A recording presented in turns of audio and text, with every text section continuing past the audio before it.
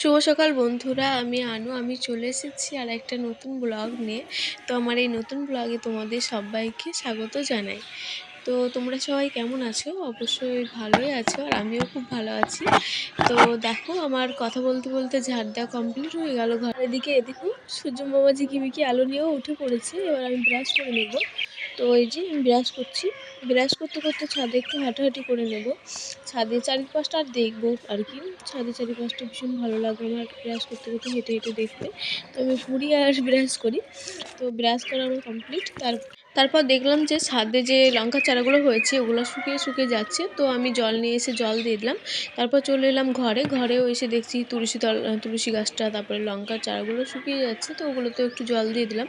তো তোমাদের একটু ঘুরিয়ে দেখে দিচ্ছি গাছগুলোকে আর কি। এই যে সূর্য মামা। তারপর আমি নিচে চলে এলাম। নিচে এসে আমাদের রান্নাঘরে তালা দেওয়া থাকে। তো প্রথমেই আমি চাবিটা নিয়ে এসে তালাটা খুলে নিলাম। তালা খুলে তারপরে ঘরে এসে জানালাগুলোও খুলে দিচ্ছি, তাহলে আলো আসবে আর কি। তো রান্নাঘরে এসে আমি রান্নাঘরটা প্রথমে ঝাড় দিয়ে নিচ্ছি বলতে বেশি নোংরা হয় না, কিন্তু কালকে রুটি ভাজা হয়েছিল তাই ময়দা পড়ে আছে অনেক। তো সেটাই ভালো করে ঝাড় দিয়ে নিলাম। তো বাসি ঘর তো ঝাড় দিতে তো হবে।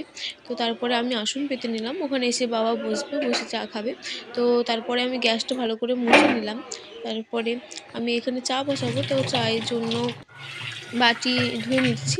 একটাতে জল গরম হবে আর একটাতে চা হবে। তো এটাতে আমি জল গরম করবো তিনজনের জন্য, আমার বাবা তারপরে মায়ের আজকে দ্বাদশীর পূজা। মা সকালবেলায় উঠে পূজা করতে বসে গেছে। আর এদিকে আমি জলখাবার বানাতে চলে এসেছি আর কি। তো এবার আমি চাটা বানিয়ে নেব। তো চায়ের গ্যাসটাও জেলে দিলাম। তো এবার আমি 3 কাপ জল মেপে নিয়ে নিচ্ছি। 3 কাপ চা হবে আর কি। 4 কাপ জল নিতে হবে, 1 কাপ বেশি। তো মাদের জন্য আমি লাল চাই বানাবো। আমিও আজকে লাল চাই খাবো, কারণ মাদের লিভারের সমস্যা আছে। মারা দুধ চা খায় না, লাল চাই খায়। তো লাল চা বানিয়ে নিচ্ছি। আর এদিকে মা বললো ধূপের একটু আগুন করে দিয়ে যা, তাই আমি আগুন করতে চলে এলাম। তারপরে আমি ধূপটা দেখিয়ে দেবো সব বাড়ি ঘরে। তারপরে ওই বাড়িতে বলতে গোয়ালবাড়ি, আমাদের ওইদিকে একটা বাড়ি আছে গোয়ালবাড়ি, এই যে গোয়ালবাড়ি। তো গোয়ালবাড়িতে এসে আমি প্রথমে ঘাস কাটার ঘরটিতে ধূপ দেখিয়ে নিলাম। তো এই দেখুন, আমাদের দুটো ছা আর দুটো মা আছে।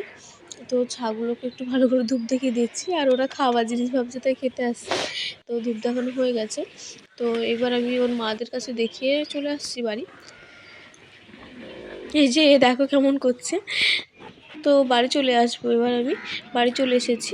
বাড়িতে এসেই প্রথমে আমি তুলসী মন্দিরে ধূপটা দেখিয়ে নিলাম। তারপরে আমি উপরে চলে যাব, উপরের ঘরগুলো সব ধূপ দেখিয়ে আসবো।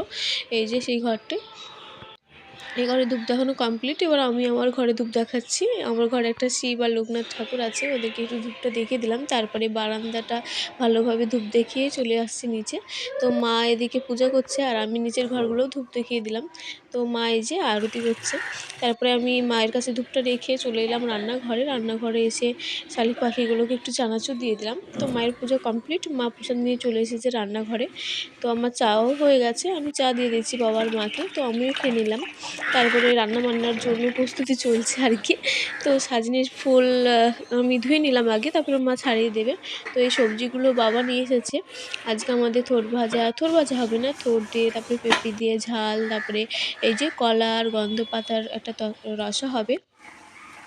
তো আমি কেটে নিয়েছি কলাটা, আর বাদ বাকি সবজি মাই কেটে দিয়েছে। এই যে ফুল ভাজা হচ্ছে আর আমি গ্যাসে 5 মিশালি ডাল আর সবজি দিয়ে এসেছি, পেঁপে, আলু, তারপরে কুমড়ো, টমেটো, এসব দিয়ে ভালোই লাগে খেতে বেশ। ছোলার ডাল, মটর, তারপরে অনেক কিছু, মুগ ডাল আছে, অনেক রকমের ডালই আছে। তো তারপরে একটা বেগুন ভেজে নিচ্ছি। বেগুন আমি আমার ননদ খাবো না, মা আর বাবা খাবে, তাই একটা ছোট্ট বেগুন ভেজে নিচ্ছি। রান্নাবান্না প্রায় কমপ্লিট। তো পুরোটা করে নিই, তারপরে তোমাদের আমি মেনু শেয়ার করছি। আমি রান্না করে চলে এসেছি রান্নাঘরে। চলো তোমাদের এবার আমি কী কী রান্না করলাম সেগুলো দেখাই। এই যে সবজি দিয়ে 5 মিশালি ডাল রান্না করেছি। তো এই যে তারপরে এই যে কি এটা, থোড়, মোচা, পেঁপে দিয়ে ছোলার ডাল দিয়ে একটা ঝাল বানিয়েছি, আর সজনের ফুল ভাজা। আর এটা হচ্ছে বেগুন, দেখলাই তো বেগুন ভাজলাম তখন। আর সেই কলা দিয়ে আর গন্ধ পাতা দিয়ে যে রসাটা বানিয়েছি ওটা, এটা একটু একটু কালো কালো হয়, কিন্তু ভালোই লাগে খেতে, খাওয়া উপকারী আর কি। তো এখন আবার ভাত খাওয়া হয়ে গেছে, ভাত খেয়ে সব কাজ বাজ সব কমপ্লিট হয়ে গেছে। তো তারপর ননদ আর ননদের বান্ধবীরা কুল নিয়ে এসেছে, ওরা বলছে চলো বৌদি এই কুলগুলো ছেঁচা করি। তো আমি বললাম চলো ছেঁচা করা যাক, তো সেটাই করছে আর কি। ও ওরা একটা বান্ধবী কুলগুলো ছেঁচে দিল, আর আমি লঙ্কা আছে, ও বলছে আমি লঙ্কা ঝাল বাটতে পারবো না, তাই আমি বাটনাটা করে দিলাম, লঙ্কা ধনে পাতা তারপরে লবণ এসব দিয়ে। তো এবার আমরা কুল ভাগ করে নিয়ে খাবো। এই যে আমাদের কুল। তো আমি খাওয়া দাওয়া করে স্নান করে চলে এসেছি, এবার আমি ঘুমাবো। ঘুম থেকে উঠে আবার তোমাদের সাথে দেখা হচ্ছে।